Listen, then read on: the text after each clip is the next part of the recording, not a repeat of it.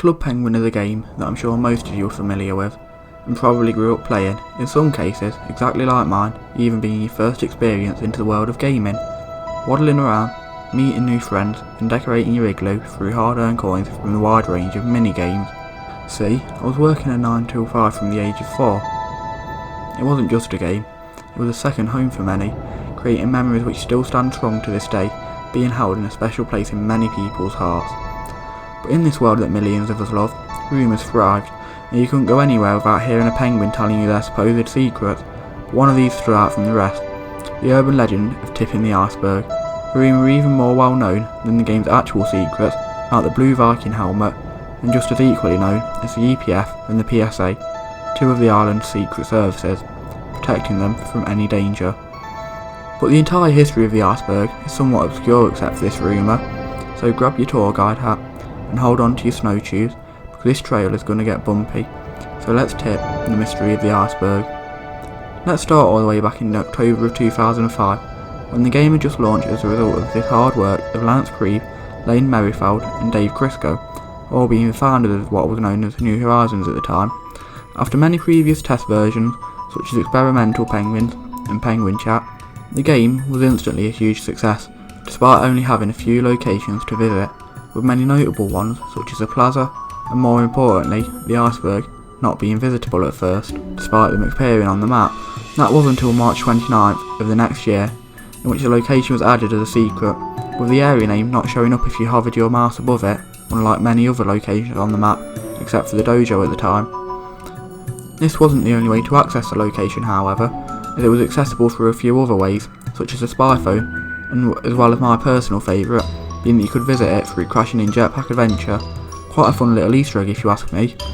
Seeing as it was an iceberg too, it wasn't accessible from the main island in any way, except for during the Descendants party though, where there was a tunnel from the mine shack leading to the location. The iceberg had quite a simple history, with not much changing throughout the game's life. For the first 2 years of it was purely a block of ice, with nothing to do whatsoever. However, in early 2008, this soon changed. The Migrator, Captain Rockhopper's ship, was in desperate need of repair as it had hit an iceberg off the coast of the Club Penguin Island, not this one though, which made it sink into freezing depths below. In February of this year, the Aquagrabber 3000 was added to the iceberg, over the course of a few weeks being constructed by Gary and used as a submarine to recover the parts necessary to rebuild the Migrator. However, after it was done, the ship was found to have another purpose, and began to be used as a tool to retrieve pearls and other valuable resources from the depths below, permanently marking its home on the barren berg. Then the iceberg stayed the same for a long while, nothing coming, nothing going.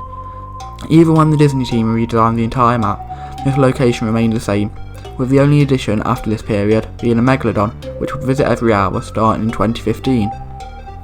Well, I guess saying that it never changed is a bit harsh, and partly just in truth, I'm being honest.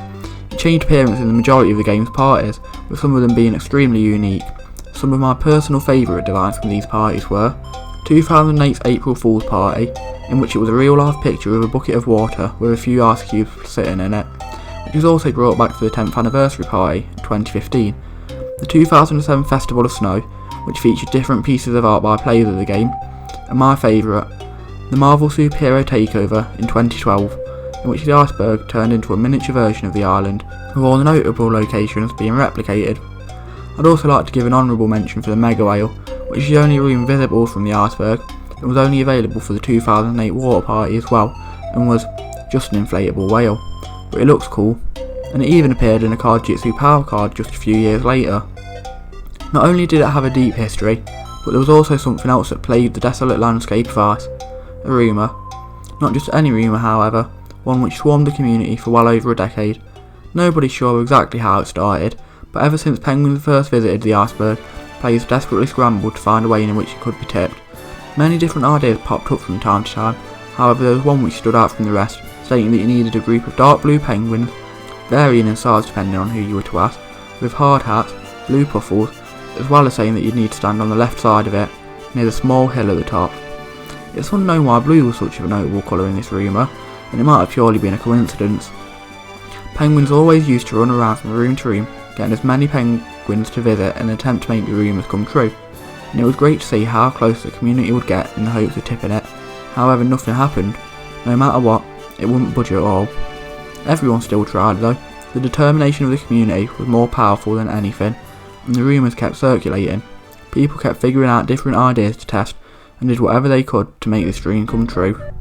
After a while, even the team behind the game caught up on what was happening, and added more than their fair share of Easter eggs, hinting at the possibility of this occurrence coming true.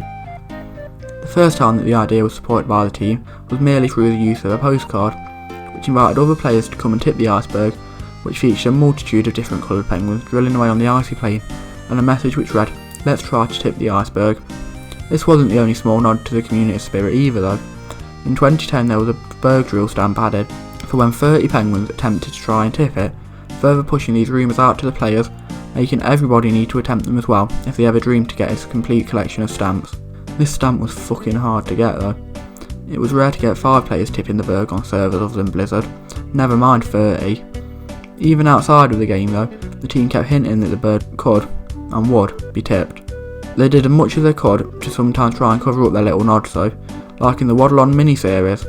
Episode 3 featured the iceberg, but flipped horizontally. However, there were also some much more interesting ways in which it was teased. The most annoying, and my also favourite, but also least favourite at the same time, was in the Club Penguin app. Unlike the web game, the iceberg actually had reactions based on how many penguins were drilling on it, wobbling, but never tipping. I feel sorry for all of the kids that thought they were getting close, just to find out that the team thought of it as a funny joke. There were also more than a few times in the game's history, with supposed documented times where the iceberg had actually tipped, such as a painting which depicted the iceberg tipping during the Halloween party of 2014, which were later added to the Arctic Lodge the next year. However, this painting also depicted a UFO, maybe showing that the event was never going to happen. This wasn't the first documented time that it had happened though either. Yet for that, we have to go all the way back to 2009, which there was supposedly a written record of the event occurring, kind of. In this year's addition to the Penguin Tales series, Turn Blue and Sink the Iceberg was added, in an attempt of tipping the iceberg. They did, but as a result the berg also sunk, stranding some of the perilous penguins in the sea. Even Antarctic was questioned about whether the iceberg could be tipped a wide range of times, seeing as she was the penguin who knew everything, but even she didn't know whether it could occur or not. The team's effort at teasing the mystery that so many people craved just pushed the community even more though, similarly to the other rumours, such as the mysterious 5th card Jitsu mode, Shadow, which was heavily teased, even by Sensei himself, the elusive Rockhopper Island, the origin of the red puffles, and rainbow puffles, arguably the next biggest rumour in the game after tipping the iceberg, except rainbow puffles got added, showing that the rumours could eventually come true. And if you fast forward a couple of years, all the way to 2017, this was proven. Disney announced the closure of the much beloved game, being replaced by their new game targeted to a mobile audience, Club Penguin Island, which they thought would be a huge success. If you were anything like me, this was heartbreaking news. News companies rushed to report on the tragic events, people's childhoods gone within an instant, with Flash's closure being just announced a few years later, making it so that this game was just the first of many to shut down. However, it wasn't all bad news. The team working on the game decided to throw one final party to remember the game's deep history. Rooms were decorated and featured trivia questions to test how good your knowledge was on the game. But something else happened. The iceberg, it had a redesign. Nothing changed though in terms of layout, it was just in a much higher quality, or so people thought. People quickly picked up on this and knew that something was different, so like the community did for the last decade, they began to drill, and to their surprise, the iceberg began to wobble when more and more penguins drilled on it. Once 5 dark blue penguins with blue puffles drilled, it happened. The myth became reality. The iceberg had finally tipped, bringing many people's childhoods to an end in the best way that it could have. On the underside of the iceberg though, there were a wide range of things for the player to engage with, such as a dance floor which had an instrumental version of Party in My Iggy playing in the background. I'm not quite sure how the electrics weren't damaged whilst being underwater the whole time, but oh well. There was also a box full of iceberg tippers, a blue hard hat, which many people theorised would be the reward when the berg was eventually tipped. However, neither of these was the most notable, memorable thing lying on the iceberg. On the left side, an extremely notable plaque proudly stood, with a number of carvings of notable things in the game, like the beta test hat, a coffee bean bag, a penguin in his puffle, and more importantly, the jackhammer which was used to make this happen. In the centre there was also a golden plaque which read, Together, we can build an island, create a community, change the world, and even tip an iceberg. Waddle on. And after reading this, something hit me. The realisation that this happened purely due to the community's hard work and close bond. Without it, there never would have been this marvellous moment in the game's deep history, which brought fans, old and young, together for one last time. It was genuinely a beautiful sight to behold, and I'm glad that I was there to be a part of it, with the game being part of my childhood too. I cried when reading this message, if I'm being honest, and I still do whenever I think of it. It genuinely felt like I grew 5 years older after reading it, and wasn't a kid anymore. There was something else on the flip side too, the missing piece to another, less known mystery, which is unknown whether it's solved to this day.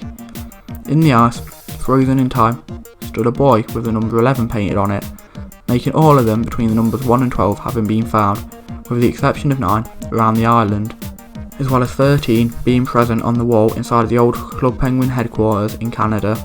However, it's unknown whether this is really where the mystery was meant to end. Some people think that the boys were supposed to be a map of something, yet it's still a mystery whether this is true or not, and it'll probably never be solved. But that marks the end of this video. The iceberg went a lot deeper than most people would assume, and I really hope you enjoyed this. Make sure to like and subscribe if you did, and I'll catch you in the next one.